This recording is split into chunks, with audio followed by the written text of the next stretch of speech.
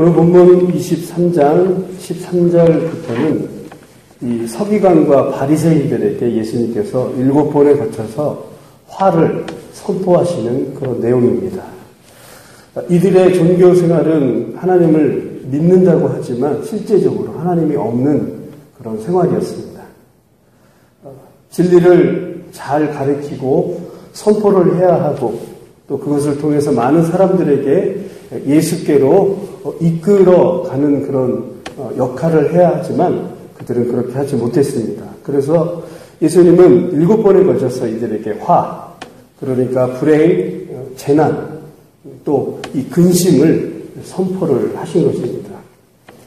우리가 잘 아는 요한복음 1장 12절 영접하는 자, 곧 그 이름을 믿는 자들에게는 하나님의 자녀가 되는 권세를 주셨으니 너무나도 귀한 말씀이시죠. 하나님의 자녀가 되고 천국 백성이 되는 것은 바로 오직 한 길입니다. 예수를 믿고 구주로 모시면 누구든지 하나님의 자녀가 되고 천국 백성으로 그렇게 살아가는 것입니다. 그런데 이렇게 천국 백성으로 하나님의 자녀로 살아가는 이 택한 백성들에게 아주 혼란을 주었습니다. 서기관들과 바리새인들이. 그래서 13절에 보면은 외식하는 자들아 하고 이렇게 서기관들과 바리새인들에게 이 화를 선포를 하신 것입니다. 너희들 스스로도 천국문을 닫아 너희들 자체도 그 천국문을 들어가지 못하지만 하나님의 택한 이 택자들도 들어가지 못하게 한다라고 그렇게 말씀을 하고 있습니다. 주님은 이렇게 종교 지도자들에게 화를 선포하는 그런 특별한 이유가 있었습니다. 하나님이 원하시는 천국 백성의 이 기준은 자신들이 만들어 놓은 이 종교, 제도, 이것으로 자신들이 하나님을 이끌고 또 그렇지 않고를 구분했기 때문인 것입니다. 이 자신들이 만들어 놓은 전통, 이 제도로 이 천국 백성의 그런 기준을 만들었다고 하는 것입니다. 율법의 사소한 규례와 규칙을 지키는 것을 이들은 강요했습니다. 결국 이러한 규례와 전통, 규칙, 이 율법을 무시하게 될 경우는 많은 사람들이 이 커다란 그런 짐으로 그렇게 살아갈 수밖에 없었다라고 하는 것입니다. 신앙을 통해 무거운 짐이 벗어져야 하는데, 그리고 또 이 신앙을 통해서 하나님을 인격적으로 만나고 그 진리 안에서 즐거움으로 살아가야 될 이들이 커다란 무거운 짐으로 힘겹게 살아갈 수밖에 없었다라고 하는 것입니다. 오히려 주님을 더 멀리 이들은 만들게 했습니다. 그래서 13절에 외식하는 자 이렇게 표현을 하고 있습니다.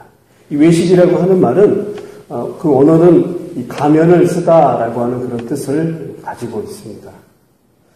하나님께서 우리에게 부여한 율법 그리고 그 진리들은 사실상 사랑에서부터 출발을 합니다. 율법을 순종하고 지킴으로 혹은 그것을 열심히 지키다가 다 못 지켜도 결국은 그 끝은 하나님의 사랑을 깨닫는 것이 바로 하나님께서 율법을 주신 목적입니다. 그러나 바리새인들과 이 서기관들은 이것들을 철저하게 왜곡했고 철저하게 다르게 자신들의 방법으로 가르쳤다라고 하는 것입니다. 심지어 이들은 예수님을 부인까지 했고 나중에는 죽일 작심까지 해서 십자가에까지 이르게 한 것입니다. 철저하게 진리의 장애물이 되었고 철저하게 하나님과 반대편에 선 그런 사람들이었습니다.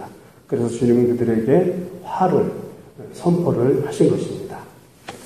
성경 대부분 주님의 모습은 인자와 사랑의 모습입니다. 그러나 오늘 본문처럼 이렇게 무섭게 화를 선포한 적이 그렇게 많지도 않고 거의 없습니다.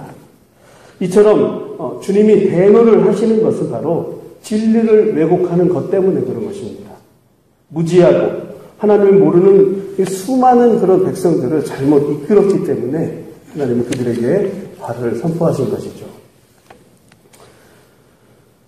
주님은 택한 이 백성들을 또 특별하게 사랑을 하십니다. 잘못으로 이끄는 것들에 대해서는 아주 무섭게 그렇게 일러주고 있다고 하는 것입니다. 오늘 15절 우리 한번 두 번째 화를 읽어보도록 하겠습니다. 15절 시작. 화 있을진저 외식하는 서기관들과 바리새인들이여, 너희는 교인 한 사람을 얻기 위하여 바다와 육지를 두루 다니다가 생기면 너희보다 배나 더 지옥 자식이 되게 하는도다. 유진 피터슨의 그 신약 메시지라고 하는 부분을 제가 한번 읽어보도록 하겠습니다. 이 부분을 어떻게 해석을 했냐면요, 지구를 반바퀴나 돌 정도로 두루 다니면서 얻은 귀한 이 영혼을 너희와 똑같은 복사품을 만들어서 너희보다 2배나 더 저주를 받게 하는구나 라고 이렇게 해석을 하고 있습니다. 그러니까 무지한 백성들을 이 바리새인과 서기관 같은 사람으로 복사품을 잘못 가리켜서 인도해서 만들어서 2배나 더 저주를 받게 하는 그런 상황을 너희들이 만들었다라고 이렇게 예수님께서 그들에게 질타를 하고 계신 것입니다. 하나님이 주신 진리는 그 안에서 참 자유를 얻는 것입니다. 그것이 진리를 주신 목적입니다. 주님이 주신 율법도 전통도 결국은 진리 안에서 자유를 누리는 것입니다. 죄로부터 자유, 죽음으로부터 자유, 그리고 인생의 무수한 많은 문제로부터 자유를 얻는 것이 바로 하나님이 우리에게 주신 진리의 목적입니다. 우리는 이 진리 안에서 참 자유를 누려야 합니다. 16절과 22절 이 사이를 보면 이 맹세에 대해서, 또 잘못된 맹세에 대해서 화를 선포하고 계십니다. 서기관과 바리새인들은 자신들이 만들어 놓은 잘못된 또 맹세를 가리키고 있었습니다.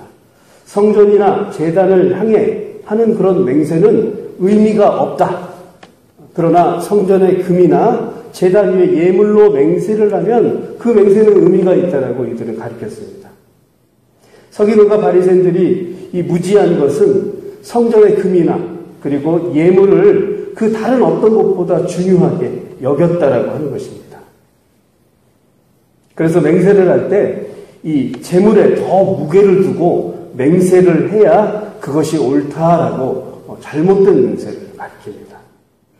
주님이 이들에게 책망한 이유는 사실은 맹세보다도 더 중요한 그런 이유가 있습니다. 우리 한번 20절 그리고 21절을 한번 읽어보도록 하겠습니다. 시작. 그러므로 제단으로 맹세하는 자는 제단과 그 위에 있는 모든 것으로 맹세하며 또 성전으로 맹세하는 자는 성전과 그 안에 계신 이로 맹세하며, 그 안에 계신 이로 맹세하며, 이 부분이 굉장히 중요한 말씀입니다. 맹세를 할 때 어떠한 기준보다도 하나님과 함께하지 않는 그 맹세를 주님은 책망하고 계셨던 것입니다. 무엇을 하든 간에 너희들은 하나님과 함께 동행함으로 그렇게 해야 한다. 맹세마저도 그렇게 해야 한다라고 일러주고 계신 것입니다. 특별히 맹세는 서로 책임과 의무가 따르는 것입니다. 그런데 그 중요한 그 시점에서 하나님의 존재를 잃어버린 채 맹세를 하게 되면 사람들끼리 소홀해질 수 있습니다. 그리고 서로 약속을 지키지 않는 상황이 벌어질 수 있다라고 하는 것입니다. 약속뿐만이 아니라 맹세뿐만이 아니라 모든 면에서 하나님의 존재를 기억한 채 너희들이 살아라 라고 그렇게 말씀을 하고 계시는 것입니다. 반대로 하나님의 맹세, 또 하나님이 우리에게 가르쳐 주시고 무엇을 약속을 해줄 때는 상당히 다른 부분이 계십니다. 창세기 9장을 보면 하나님과 노아 사이의 언약의 증표로 무지개를 보여주시죠. 요즘 노아라고 하는 영화가 많이 지금 영화관에서 지금 상영이 되고 있는데 무지개의 장면은 나오지 않더라고요. 무지개로 하나님께서 증표를 이렇게 보여주고 계십니다. 하나님은 자신들에게 약속을 할 때 무엇인가 명확한 이 증표를 보여주셨습니다. 창세기 9장의 노아에게 무지개로 그렇게 증표를 보여주셨습니다. 그것은 반드시 내가 너와 함께하고 이 약속을 지키겠다라고 하는 것입니다. 그리고 그 약속에 엄청난 가치를 부여하신 것이죠. 반드시 내가 너와 함께한다 라고 하는 것이죠. 하나님의 거룩한 임재 속에서 그렇게 약속이 진행됐습니다. 따라서 이 약속은 절대 파기될 수 없는 그런 약속입니다. 반드시 하나님이 지켜주신다라고 하는 것입니다. 내가 너와 함께 한다라고 하는 그런 약속인 것이죠. 반면에 하나님이 없는 그런 약속이 있었습니다.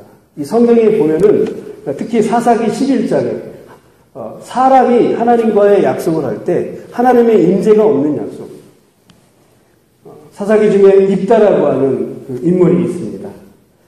입다는 잘못된 서원과 맹세 기도로 자신의 그 맏딸을 제물로 바치는 그런 상황이 생깁니다.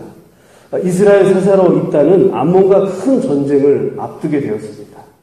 입다는 이 당시 전쟁을 승리로 이끌기 위해서 하나님과 거래 관계의 맹세를 하게 됩니다. 즉 잘못된 서원 기도를 올리게 됩니다. 전쟁을 승리로 주님 이끌어 주시면 자기가 미스바에 도착할 때 집 앞에서 나온 처음 사람을 제물로 바쳐드리겠습니다. 그런데 결과는 어떻게 됐죠? 자기의 맏딸이 소고를 잡고 춤을 추면서 나옵니다. 무난 동료가. 그래서 어쩔 수 없이 그 딸을 제물로 바치게 됩니다. 이 잘못된 그런 맹세의 결과고, 그리고 실제로 이 맹세는 어떻게 보면 하나님이 없는 자기 초점의 그런 맹세에 연달아고 하는 것입니다. 옷을 찢고 후회를 해도 소용없는 그런 일이 벌어졌죠. 이런 거래 관계의 맹세, 서원, 이것은 매우 위험할 뿐더러 사실은 또 하나님이 없는 그런 맹세가 될 수 있다고 하는 것입니다. 왜 그런가 하니 이것은 자신의 뜻이 들어가 있는 그런 맹세입니다. 다분히 자신의 이익이 들어간 맹세이기 때문에 잘못된 맹세라고 할 수 있습니다. 하나님의 임재가 없는 그런 맹세, 하나님의 뜻과 거리가 먼 그런 맹세라고 할 수가 있습니다. 오늘날 우리도 주님께 기도를 하다 보면 서원이나 잘못된 그런 맹세, 또 하나님의 뜻과는 거리가 먼 그런 맹세를 할 때가 많이 있습니다. 내 자식을 대학에 합격시켜주면 좋은 직장을 다니게 해주시면, 혹은 이러이러한 집을 잘 사게 해주시면, 또 어떤 분들은 말도 안 되게 로또 복권에 1등이 당첨되게 하시면, 이런 하나님이 없는, 하나님 뜻과 거리가 먼, 또는 굉장히 하나님이 없는 그런 상황에서의 그런 맹세를 굉장히 우리는 조심해야 한다는 것입니다. 하나님은 부족함이 없는 분이십니다. 스스로 완전하신 분이기 때문에 무언가 거래관계를 한다라고 하는 것 자체가 위험하다라고 하는 것입니다. 거래관계의 맹세나 서원보다 무엇을 하든 간에 그 안에 하나님과 함께 한다라고 하는 건 믿음으로 나아가야 한다는 것입니다. 그러한 맹세를 할 때, 그러한 온전한 기도를 드릴 때 하나님은 들어주신다라고 하는 것입니다. 말씀을 마무리하도록 하겠습니다. 율법의 얽매인 자가 아닌 하나님의 진리 안에 있을 때 참 자유를 누릴 수가 있습니다. 우리가 말씀을 늘 가까이 하는 이유가 바로 그런 이유입니다. 하나님의 온전한 진리가 내 안에, 그리고 내 삶 속에서 활동하고 일할 때 우리는 그 안에서 참 자유를 누린다라고 하는 것입니다. 진리를 소유하는 자만이 그 안에서 주님이 일한다라고 하는 것입니다. 그리고 무엇보다도 무슨 일을 하든, 또 특별히 어떤 일을 하든 간에 하나님과 함께하니 매우 중요하다라고 하는 것입니다. 맹세를 하든 무엇을 하든 하나님과 함께하는 것, 하나님과 동행하면서 하는 것이 참 중요하다라고 하는 것을 오늘 본문을 통해서 주님께서 말씀을 해주셨습니다. 오늘도 그렇게 살아가는 저와 여러분이 되시기를 간절히 바라겠습니다.